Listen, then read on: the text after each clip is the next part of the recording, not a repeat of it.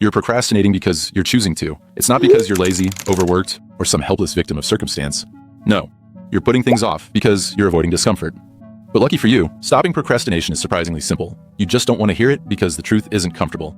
But if you're serious about getting out of your own way, this is going to change your life. First, let's call procrastination what it really is: avoidance. You're dodging something, be it fear, boredom, or effort. The tasks you're doing feels too hard, too tedious, or maybe you're just scared you'll fail. But the thing is, putting it off doesn't make it go away. It just builds pressure. You think you're avoiding discomfort, but all you're doing is trading short-term relief for long-term stress. It's like sticking a Band-Aid on a bullet wound. It doesn't solve the problem, it just delays the inevitable. You tell yourself you'll do it later, but that's a lie. You're not going to magically wake up more motivated tomorrow. Trust me. You think, I work better under pressure, but that's BS too. You don't work better, you just work faster because you have no choice. And the result? Quality often suffers. Because the truth is, you're not waiting for the right time. You're waiting for the work to feel easy, but it never will. Waiting doesn't make hard tasks easier, it just gives you less time to do them. That's the truth. So stop fooling yourself. Now here's the part you're not gonna like. Stopping procrastination is ridiculously simple. Not necessarily easy, simple. All you have to do is start. That's it. The hardest part of any task isn't doing it, it's starting. Once you take that first step, momentum kicks in like that 3 a.m. water, and the task becomes manageable. But the longer you sit there thinking about it, the bigger and scarier it feels.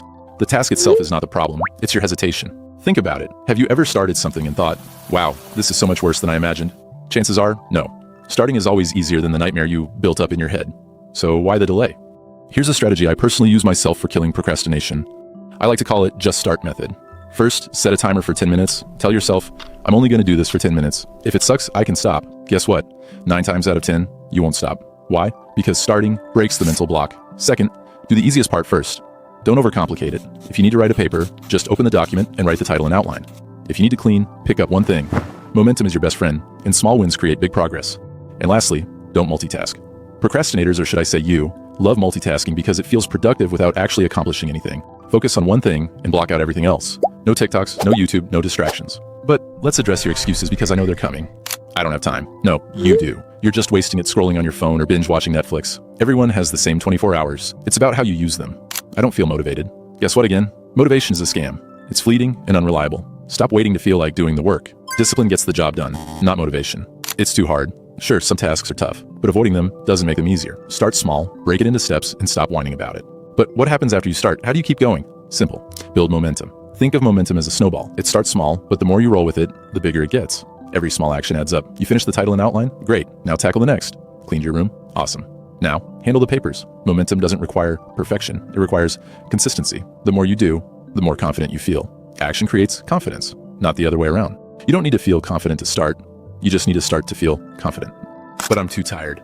But I don't know where to start. But what if I fail? Your buts are excuses dressed up as reasons. But I'm too tired, then do something small. Even 5 minutes of progress is better than nothing. But I don't know where to start. Start anywhere. Pick the easiest, most obvious thing and go from there. But what if I fail? You might. And that's fine. Failure isn't the end. It's feedback. Failure makes you learn, adapt, and try again. Sitting on your hands because you're scared doesn't protect you. It just keeps you stuck. Stopping procrastination is a habit, not a one-time thing. And habits are built through repetition. Start by tackling the hardest thing first every morning. This is called eating the frog. And it works because once the hardest task is out of the way, everything else feels easier. But as I said, you can always do the easiest part first. Set clear deadlines for everything. Open-ended tasks breed procrastination. And of course, reward yourself after completing tasks. Your brain loves dopamine, so give it a reason to associate finishing tasks with pleasure. I'm going to be brutally honest with you. Nobody's coming to save you. Your boss, your parents, your friends, they're not going to swoop in and force you to get your act together. It's on you. Every time you procrastinate, you're choosing short-term comfort over long-term success. And that's the real tragedy. Remember that. But the good news is, you have a choice. Every second you waste is a second you could spend building the life you want. So stop waiting for motivation, clarity, or a sign. The only sign you need is this video. Get up and start.